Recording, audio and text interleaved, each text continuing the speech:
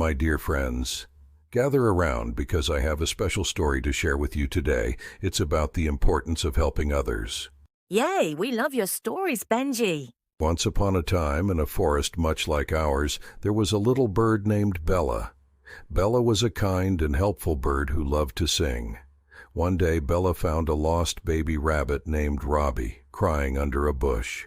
Oh no, poor Robbie. What did Bella do? Bella knew she had to help. She gently approached Robbie and asked what was wrong. Robbie told her that he was separated from his family and didn't know how to get back home. Bella decided to help Robbie find his family. That was very kind of Bella. What happened next? Bella flew up high to get a better view of the forest. She looked for any signs of Robbie's family. After a while, she spotted a group of rabbits near a big oak tree, searching frantically. Bella quickly flew back to Robbie and guided him to the oak tree. Did Robbie find his family? Yes, he did.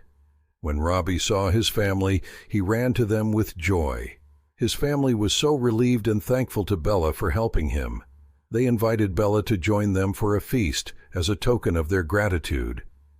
Bella is such a good friend. Indeed she is. Bella's kindness didn't just help Robbie, it brought happiness to his whole family.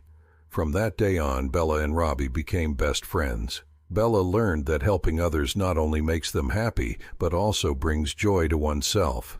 Bella is a true hero. Absolutely. Bella showed that helping others is a wonderful way to make our world a better place.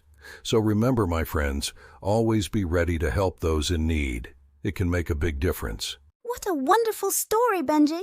Thank you, my friends. Now, let's all go and enjoy the rest of this lovely evening together, and always remember to help one another. Please like, subscribe, and share with all the kids.